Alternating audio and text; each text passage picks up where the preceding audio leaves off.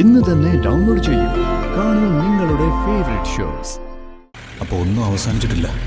അവന്തിയും പോലീസുകാരനും ഇനിയും സച്ചിയുടെ പിന്നാലെ വരും. ആ വക്കീൽ ഗോകുൽ സാർ വന്നുകൊണ്ട് തൽക്കാലം സച്ചി രക്ഷപ്പെട്ടു. പക്ഷെ ഇനി സൂക്ഷിക്കണം.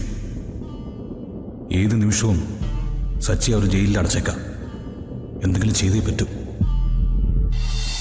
പക്ഷെ കോടതിയിൽ അവൻ എന്താ ചെയ്തത്? പ്രോസിക്യൂഷനും പ്രതിഭാവും തമ്മിൽ ഒത്തുകളിച്ചു.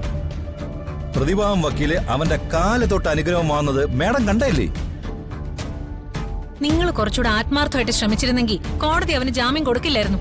ഇക്കാര്യത്തിൽ എന്റെ ആത്മാർത്ഥയെ മേഡം ചോദ്യം ചെയ്യല്ലേ. എന്നെ കൊണ്ട് ചെയ്യാൻ പറ്റുന്നതിന്റെ പരമാവധി ഞാൻ ചെയ്തിട്ടുണ്ട്. മേഡം ഒരു വാക്ക് പറഞ്ഞപ്പോ തന്നെ നിസ്സാരമായിട്ട് ഞാനാണ് തൂക്കിയെടുത്ത് ലോക്കപ്പിൽ അടച്ചില്ലേ. ലോക്കപ്പിനകത്ത് ഞാൻ അവനെ ഇഞ്ച ചതയ്ക്കും പോലെ ചതച്ചു. അവന്റെ നിലവിളി ഇപ്പോഴും എന്റെ കാതുകളിലുണ്ട്.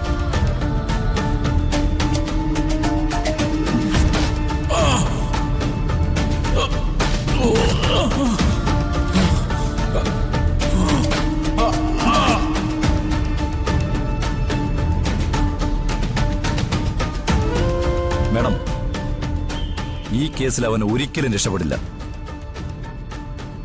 ഈ ജാമ്യം താൽക്കാലികം മാത്രമാണ്. പോലീസിന്റെ മുമ്പിൽ ഇനി അവനെ കുരുക്കാൻ എന്തെല്ലാം വഴികൾ കിടക്കുന്നു. കേസിന്റെ വാദവും സാക്ഷി വിസ്താരവും തെളിവ് പരിശോധിക്കാനുമെല്ലാം ഇനിയും കിടക്കുന്നല്ലേ ഉള്ളൂ.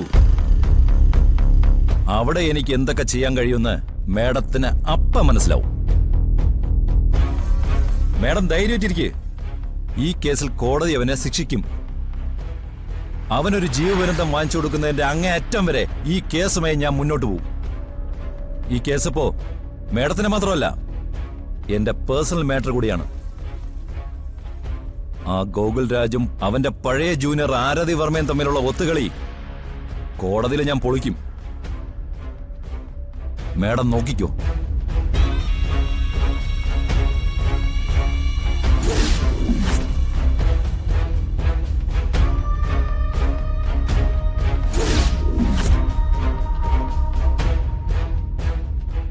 അപ്പൊ ഇവരുടെ പ്ലാനിങ് ആയിരുന്നു.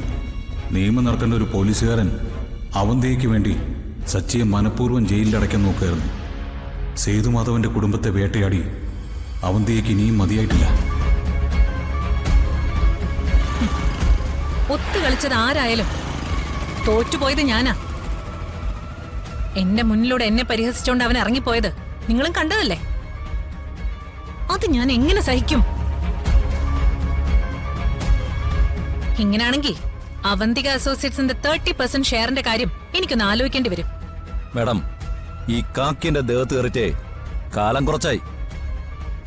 ഇന്ന് വരെ ഞാൻ ഫ്രെയിം ചെയ്തിട്ടുള്ള ഒരു കേസും കോടതിയിൽ തോറ്റിട്ടില്ല.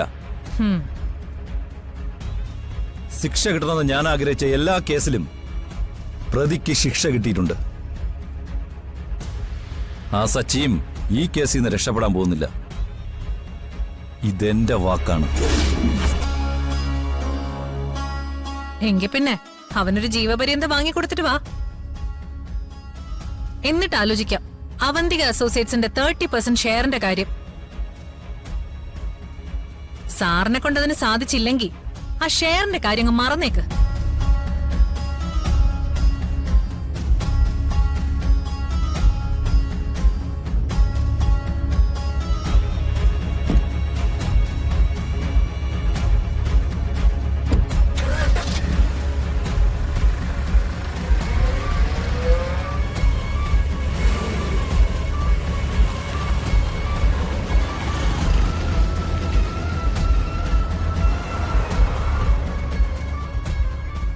എടാ പബ്ലിക് പ്രോസിക്യൂട്ടറെ, എൻ്റെ ജീവിതത്തിലെ ഏറ്റവും വലിയ സ്വപ്നമാണ് നീ തകർത്തളഞ്ഞത്.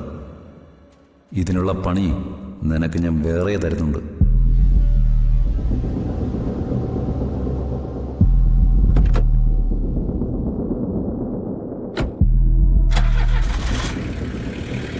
അപ്പോൾ ഒന്നും അവസാനിച്ചിട്ടില്ല. അവന്തിയും പോലീസുകാരനും ഇനിയും സച്ചിയുടെ പിന്നാലെ വരും. ആ വക്കീൽ ഗോകുൽ സാർ വന്നുകൊണ്ട് തൽക്കാലം സച്ചി രക്ഷപ്പെട്ടു.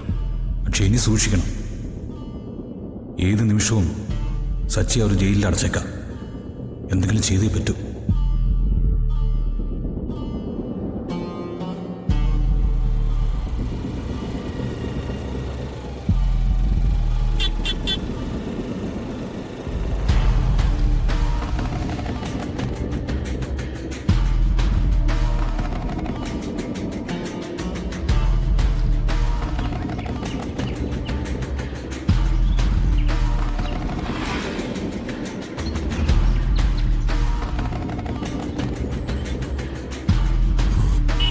ഏയ് ശ്ശെ.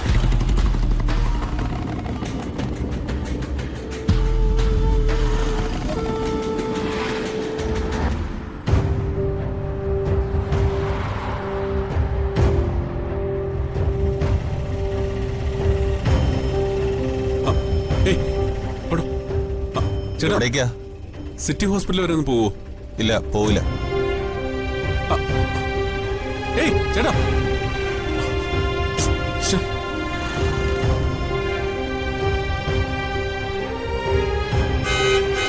ഏയ്.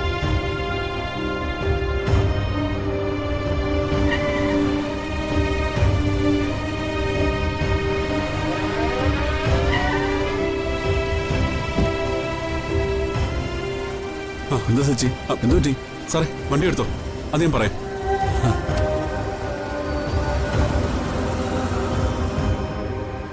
സാറ് വന്നുകൊണ്ട് ഞാൻ രക്ഷപ്പെട്ടു. എത്ര നേരമായിട്ട് ഞാൻ ഓരോ വണ്ടിക്ക് കൈ കാണിക്കുന്നറിയോ? ഒരാൾ നിർത്തുന്നില്ല. സച്ചി അവരോട് വീട്ടിൽ പോയില്ലേ? ഇല്ല സാറേ, എനിക്ക് അത്യാവശ്യമായിട്ട് ഒരു സ്ഥലം വരെ പോകാനുണ്ട്. തനിക്കുന്നൊരു വെപ്രാളം പോലെ. എടോ, ജാമ്യം കിട്ടിയില്ലേ? പിന്നെന്തിനാ പേടിക്കുന്നേ? അതിന് സാറിനോട് എത്ര നന്ദി പറഞ്ഞാലും മതിയാവില്ല. സാറില്ലായിരുന്നെങ്കിൽ എനിക്കിന്ന് ജാമ്യം കിട്ടില്ലായിരുന്നു. ജയിലിൽ വെച്ച് അവരെന്നെ തീർത്തേനെ. എന്റെ ജീവൻ രക്ഷിച്ചത് സാറാ. എന്നോട് നന്ദി പറയേണ്ട കാര്യമൊന്നുമില്ല. സച്ചിക്ക് വേണ്ടി വാദിച്ചതേ അഡ്വക്കേറ്റ് ആരതി വർമ്മയാ. സച്ചി ഈ കേസിൽ പ്രതിയല്ല എന്നുള്ള അവരുടെ വാദം കോടതിക്ക് വിശ്വാസയോഗ്യമായി തോന്നി. പിന്നെ പോലീസ് സമർപ്പിച്ച തെളിവുകൾ അതൊക്കെ കെട്ടിച്ചമച്ചതാണെന്ന് ഏത് കോടതിക്കും മനസ്സിലാവും. അതുകൊണ്ടൊക്കെയാ തനിക്ക് ജാമ്യം കിട്ടിയത്. ഒരു നല്ല വക്കീലിനെ വെക്കാൻ പോലും കഴിവില്ലാതിരുന്ന എനിക്ക് വേണ്ടി അഡ്വക്കേറ്റ് ആരതി വർമ്മയെ ഏർപ്പാടാക്കിയത് സാറാണെന്ന് എനിക്കിപ്പോ മനസ്സിലായി. യഥാർത്ഥത്തില് സാർ തന്നെ എന്നെ രക്ഷിച്ചത്. എന്റെ സച്ചി, കോടതി അങ്ങനെ ഒരു നിരപരാധിയും ശിക്ഷിക്കാൻ കൂട്ടുനിൽക്കില്ല.